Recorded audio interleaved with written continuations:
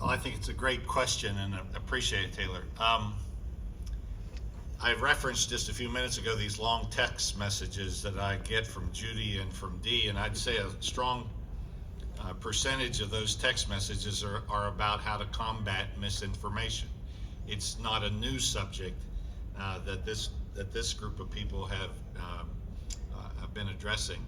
I think there's two levels to answer your question. Number one, I think, was already answered, and that is that the work now will be to create and to effectively promote that narrative.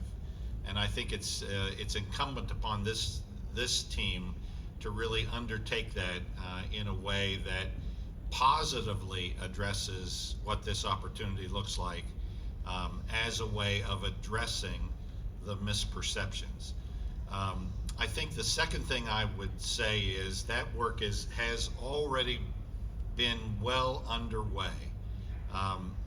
Every decision that's been made the last couple years has been made with the full realization that there are forces at work to oppose it.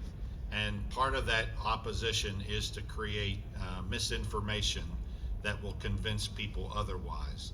I like to think, from a very positive standpoint, that today's vote is a signal that hard work to combat that misinformation has been successful.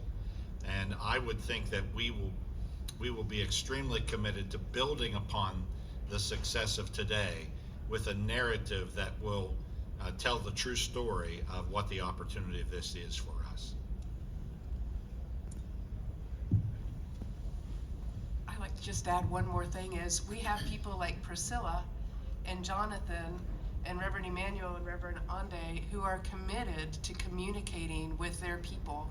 And so, you know, there's the formal process, but then you have the people on the ground, and that's where you can really begin to address what's happening.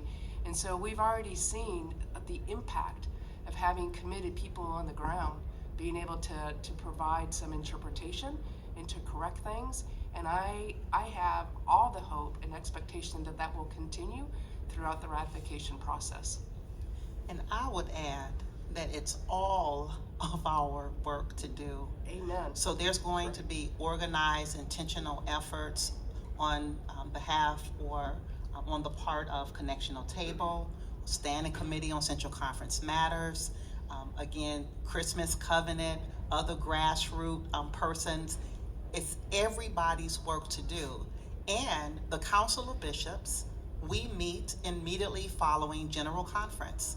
And we are going to be having these same conversations.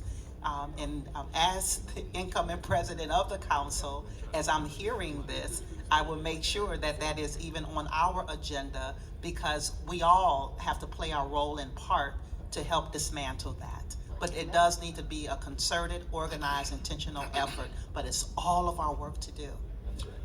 In addition to that, I would really say that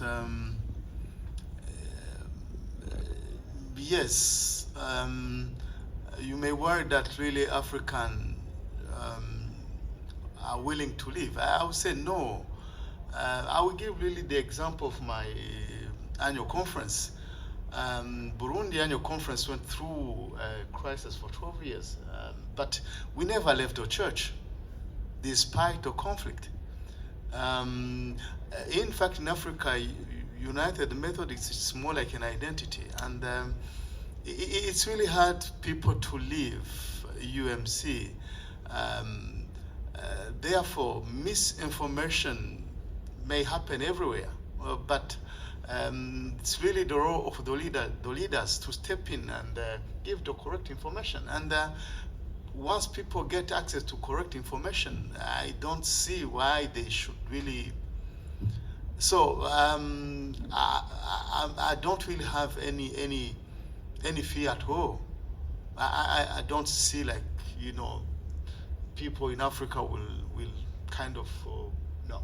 Beautiful. No. Beautiful.